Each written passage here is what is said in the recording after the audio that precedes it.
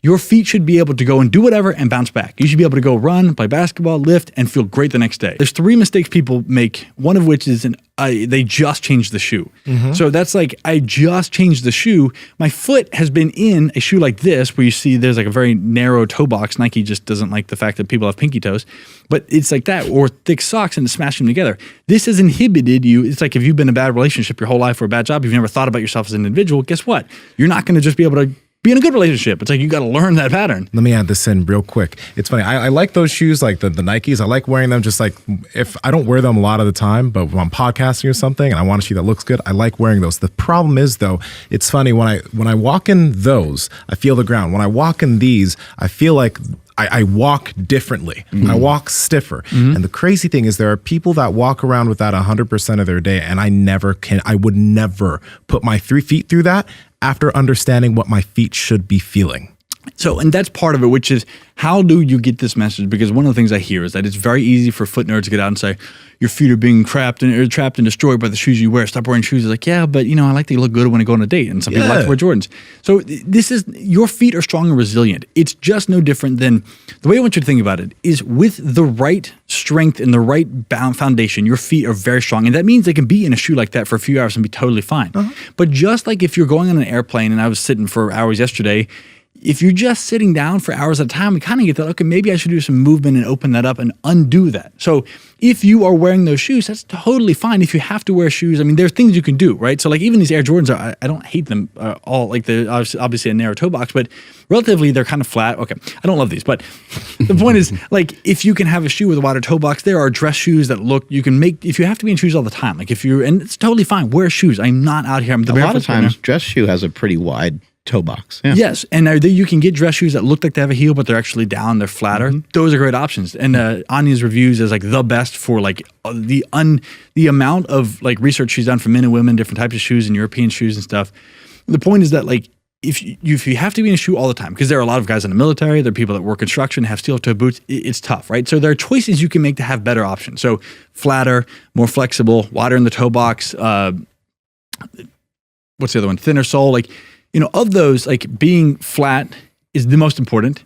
Being flexible is the second, or wide in the toe box is the most important. Flat, so same heel to toe, is the next most. And then you get like a, what's a wide? Toe box? There's toe box, it's flat, it's wide in the toe box. It's height? Yeah, there's the thinness. There's one more. It's just going to flat, flexible, wide in the toe box. Flat, thin flexible, sole. wide. I said it all. Oh, yeah, thin sole, yeah. Yep, that's the least important. So if you can get it flat, if you get it flexible, and if you go wide in the toe box, you're good. And the next part, the thinness in the sole, is about comfort. So if you're not ready for that, that's totally fine.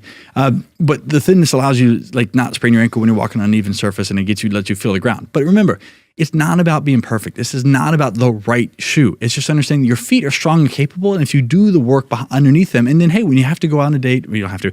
If you want to go on a date and you want to, like when I wear my 6-inch stiletto pumps and I go on a date and look cute, it makes my butt look really good. When I do that, it's like, oh, okay, let me just do a little bit of work afterwards. But one of the things I love is that I go through this running program and I get clients that always give me feedback. And I got a 20-day process. So you do this and your feet continue to go. And one of the ladies that was doing it said, I had to go out and wear dress shoes, like 6-inch heels, some heels. And she goes, normally my feet ache for days after doing that. But like I woke up today and it felt great. I was like, that's what I want. Your feet should be able to go and do whatever and bounce back. You should be able to go run, play basketball, lift, and feel great the next day. Power Project family, how's it going? Now on this podcast, Mark, Andrew, and I, we talk about fasting a lot. We talk about the ketogenic diet and a lot of different types of diets, but Bubs Naturals has a product. They have the collagen protein, which is amazing. They have these apple cider vinegar gummies, which are like crack, but they have they have these MCT oil powder packets that I've never used to do this, but in the morning I'll wake up and I'll put it in coffee, and the smoothness, number one, in terms of the mixing is amazing, but the consistency of my energy through the day because of the MCT oil powder is peak. Andrew, how's your experience with it? Yeah, no, that's exactly it. It's like the best way to start the day. You're satiated, you're energized, and you're just ready to crush the day. So if you guys want to get in on this MCT oil powder, head over to bubsnaturals.com and at checkout, enter promo code PowerProject to save 20% off your entire order. Again, Bubs Naturals, promo code PowerProject to save 20% off. Links to them down in the description as well as the podcast show notes. You know, it's funny. When it comes to like heels, whenever like with my exes, whenever I'd see them in heels, I'd be like, do you like wearing that? It just looks really painful. And the reason why is because when I wore cleats when I played college soccer, I am thankful this happened to me because I wouldn't be doing what I'm doing. But since I wore cleats all growing up, my feet, let's say this is my pinky toe, my pinky toe came in and it would compact my feet, and they had to shave off the bunionette bone from my pinky toe and stick a screw in. And that's the thing that I was in crutches for 7 months. I went back to try and run on the field and I couldn't, so I got cut. And that's what stopped my soccer career. But I'm thankful that happened. But either way, I know the problems that narrow shoes can have because I have a wide foot. Yeah, and most people, even people have narrow feet, they're still toes, no foot. So there's two things. People look at, like you saw the Alpha Fly where there's the raised toe on the front and the back. They say that pre-tenses your toe for the next stride and allows you to roll into it, but it actually is just an aesthetic thing. Nike's narrow toe box that comes together like an elf is just an aesthetic thing. The only reason there's a raised heel is just an aesthetic thing to make you look taller. So these three things that are so common, like the curving of the shoe, the narrow toe box, the raised heel, are literally only for aesthetics, which is fine. If you want a shoe that looks good, that's absolutely fine. But the important thing is to understand that these things have an impact on your function and your health. And over time, that degrades the quality of your foot and you literally lose the capacity to move. And then when that can't work, all of the muscles in your calf, your shin, your lower leg, your knee, your hip that are engaged by those feet aren't working. And then that creates long-term functionality that's lost at those up your body. And then you get weaker. I don't know who it was that came onto the podcast and said it, but there's somebody we were talking to recently that said that top level professional athletes are just the highest level and the best compensators for issues. Because as we're talking about all of this, I think about all the NBA players that have been running and playing in basketball shoes all their life. And typical basketball shoes are pretty narrow. And these guys are jumping, sprinting, going side to side, playing defense, getting low. You see, I mean, I'm not going to say this is what happened to him, but Kevin Durant, who had that Achilles injury that fucked him for a year, and he's back on the court. But these players are doing these amazing athletic movements. Most of them don't give a fuck about the shoe they're wearing. Even Jordan Jordans. They do because they sell them. They sell them, yeah. Here's a good example of this because what you want to think about is people go, well, why do they wear that? First off, most of the shoes that these athletes wear are bespoke models they're specifically made and built around the foot. Ooh, okay. They're not like the version is Eliud Kipchoge is running that marathon. I'm probably saying his name wrong. So Eliud Kipchoge is how some people say it, but Eliud now I know. Eliud Kipchoge.